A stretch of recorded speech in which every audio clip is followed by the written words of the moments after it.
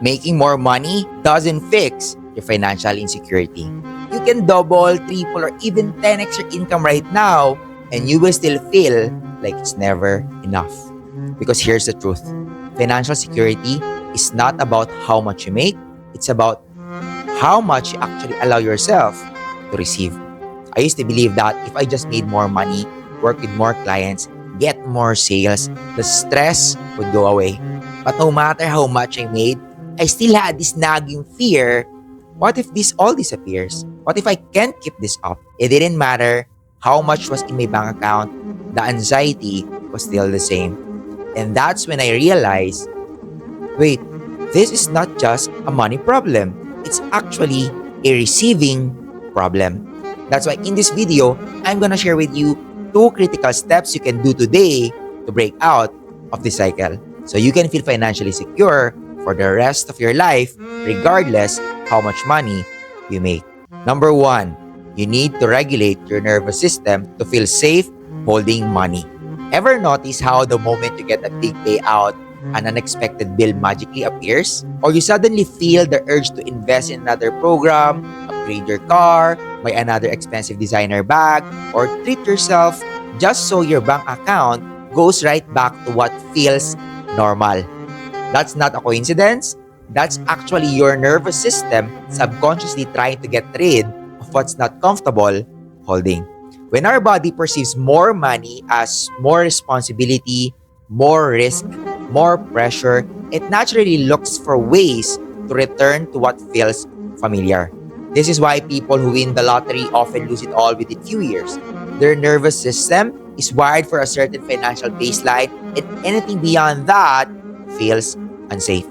I realized this firsthand when I first had my 5 coaching clients at once, 2 paid in full, the rest on payment plans. So I thought, I made it. Wow, I'm just getting paid by simply having conversations with people. And so I was so happy at that time.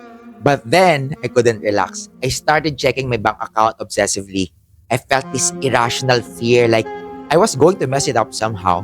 And almost immediately, I found a way to get rid of it. I bought courses, joined programs, reinvested in things I didn't even need. And suddenly, poof, my account was back to where it was before. It wasn't a logical decision. It was my nervous system trying to regulate back to what felt safe. Okay then, so how do you fix this? Well, you need to retrain your body to feel safe holding and growing wealth. Because if your nervous system isn't comfortable with more money, it will always find a way to get rid of it. One of my biggest wake-up calls was when I realized I was literally holding my breath when I saw a large payment hit my account. Part of me couldn't believe it, and so my body was treating money like a threat. So here's what I personally did when I noticed my body tightening up every time I received money. Step 1 is notice your body's reaction. Next time you get paid, take a pause, pay attention. Do you feel tense, anxious? Do you immediately feel the urge to do something with the money? Spend, reinvest, move it? That's your nervous system reacting. Step 2, introduce safety practices. Whenever I feel that anxious energy after receiving money, I literally sit with it. I take deep breaths and remind my body, okay, then it's safe for me to have this. I can hold money without fear.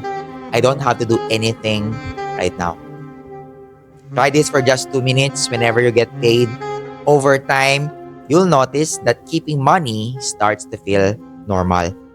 Number 3, expand your capacity slowly. You can do this by practicing holding more money in small ways. Instead of immediately moving money out of your account or spending it, leave it there for a little longer than usual. Even an extra 24 hours makes a huge difference. At first, it might feel uncomfortable. Your mind will try to justify why you need to move it, but sit with it. Let your body adjust. Over time, this rewires your nervous system to associate money with safety instead of stress. And when you feel safe holding money, you'll stop sabotaging your own financial security. Because true financial security isn't about making more. It's about your ability to keep, to grow, and feel safe with what you have. The second thing you can do today to receive more money is to shift from giving from fear to giving from overflow. Most people don't realize this, but the way you give, whether it's money, energy, or even free content, reveals a lot about your relationship with giving. Have you ever over delivered your content because you were scared people wouldn't see your value, or you lowered your prices, or given too many discounts out of fear people wouldn't buy your services, or maybe you've taken on difficult client even though you knew they weren't the right fit because you felt bad saying no or you needed the money. Or maybe you invested in another course or program not because you truly needed it, but to prove that you were serious about your growth. This is giving from fear. It happens when you give from a place of anxiety, from guilt, obligation, or scarcity, rather than true generosity and abundance. I used to be caught up in this cycle. I poured so much free value in my content, yet I struggled to sign clients. Why? Because deep down, I was giving from fear. Fear that if I didn't over deliver, people wouldn't trust me. Fear that charging higher prices would push people away. Fear that I had to earn my right to receive before charging what I was worth. And guess what? Every time I gave from that energy, I unconsciously pushed money and aligned clients away. But here's what changed everything for me. I learned to give from overflow instead of fear. Even if you have bills to pay, there are ways to give from overflow rather than fear. First is create content because you genuinely love sharing, not because you feel you have to. In my case, I love learning new things to help other people, and sharing what I learn helps me retain that knowledge. Because when you give from a place of, if I don't give value, people won't hire me, you make receiving conditional, and we don't want that. Okay? Second thing you can do is price your offers based on the perceived value people will get, not based on your fear of rejection. Especially if you don't have enough expertise, social proof, and client testimonials to back it up. Okay, so how do you shift from giving from fear to giving from overflow? Well, here's what you can do. Step 1. Check your energy before you give. Before posting content or doing calls with a potential client or investing in something, ask yourself, am I doing this because I want to or because I feel like I have to? Do I feel at peace in this decision or I can sense some tension and fear? Am I secretly hoping that by overgiving, it will make people see my value? If you feel tension, guilt, or urgency, that's a strong sign you're giving from fear. This is really important because your energy impacts the results you attract. When you give from lack, you reinforce scarcity. But when you give from overflow, you naturally invite more abundance into your life. Second step is take care of your own needs first, even in your business.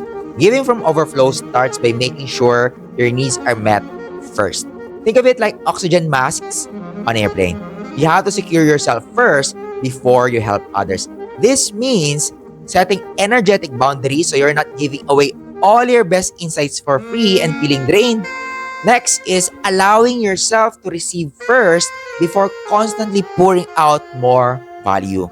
For example, instead of offering your services to everyone who's asking for your help, you can shift your focus to working with people who are truly ready and positioned to get results with you. When you intentionally choose clients who align with your expertise, with your values, and your methodology, create a win-win situation.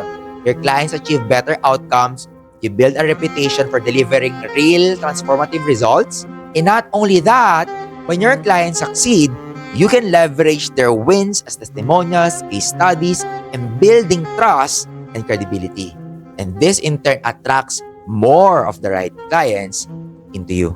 Again, the goal is to shift from giving from fear to giving from overflow so that you can stop feeling like you need to earn your right to receive, make more money without feeling drained, depleted, or anxious, and allow receiving to become as natural and effortless as giving. Because when done right, this is when your business, your wealth, and your impact start growing in a more sustainable, aligned way. If you find this video helpful and you want more guidance on how to apply this to your specific situation, Or if there's anything you need clarity on, I leave my booking link below and let's chat. Also, don't forget to give this video a thumbs up and subscribe to my channel for more contents on how to build a highly profitable soul-aligned business doing what you love. Thank you so much for watching, and I'll see you in the next one.